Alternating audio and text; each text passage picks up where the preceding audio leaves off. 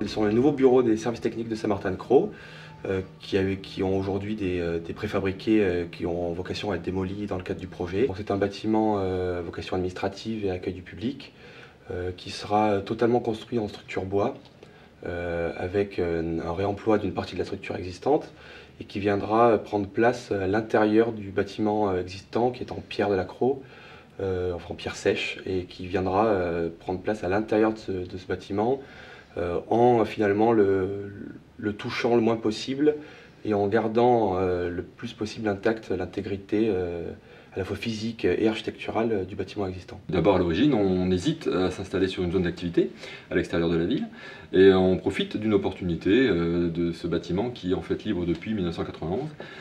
Ça vient d'être dit, il a un siècle et demi d'histoire, il était à vocation de l'outillage agricole lié en fait au foin de Crau. Foin de Crau, c'est toute une histoire, c'est notre histoire en fait, à Saint-Martin-de-Crau. À l'intérieur de ce site, on travaillait le bois, on travaillait le métal. Et l'opportunité en fait, c'est de récupérer ce bâtiment et de le réhabiliter. C'est un centre-ville, c'est un cœur de ville. Donc on a énormément de visites par an, on a énormément de gens qui viennent se renseigner. Et donc du coup, je pense que cette opportunité urbaine, en fait, pour nous c'est un centre urbain, devient très intéressante.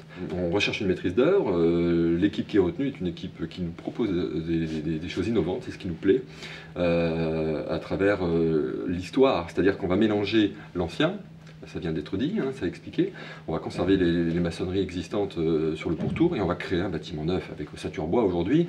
Bien sûr, on va rechercher la RT 2012, mais pas uniquement. Moi, je conseille les élus sur une démarche avec BDM, qui est un cluster en environnement. J'avais travaillé avec d'autres collègues dans d'autres régions de France sur les mêmes principes, et ça va nous conduire, pourquoi pas, à aller chercher une exemplarité. Pas uniquement, on n'est pas sur la RT, on va chercher quelque chose de un peu plus intéressant que ça, gagner en CEP, essayer de rejoindre 80 kWh par mètre carré de consommation. Et donc en cela, devenir quelque chose un peu d'exemplaire. C'est pas parce qu'on est un peu éloigné de la ville, on va faire quelque chose d'intéressant et qui aujourd'hui semble d'ailleurs être reconnu comme tel auprès de l'ADEME ou d'autres institutions, quoi. Donc voilà, nous sommes très contents du résultat, en tous les cas maîtrise d'ouvrage. Aujourd'hui on est content du résultat qui semble se profiler puisqu'on démarre les travaux. Et avec l'équipe aux hommes.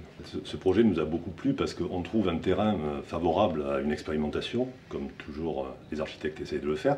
On trouve un terrain favorable parce que la collectivité, les élus et les ingénieurs des services techniques se prêtent à un jeu qui est effectivement d'abord d'avoir retenu l'existence d'un bâtiment et de le conserver. Et pour monsieur le maire, effectivement, c'était important d'essayer de garder le plus possible ces charpents de bois qui avaient été rénovés il y a 30 ou 40 ans d'ailleurs. Et on trouve intéressant, nous, de faire éclore à l'intérieur de ce bâtiment existant et de sa minéralité, un projet nouveau. Ce qui nous paraît intéressant aussi, c'est qu'on a pu faire évoluer aussi, je dirais, aux particuliers, la maîtrise d'ouvrage sur un certain nombre de choix qu'il a fallu opérer sur l'avancement du projet, et notamment tout ce qui concerne les matériaux. C'est-à-dire que bien sûr ils étaient favorables à la construction ossature au bois, et en même temps il fallait réutiliser le bâtiment existant et proposer une technicité qui soit en rapport avec l'histoire, mais en même temps avec le vocabulaire et je dirais l'intelligence qui est aujourd'hui présente dans l'ensemble des services qui œuvrent dans la commune pour pouvoir maintenir, entretenir et faire vivre des installations sportives, etc.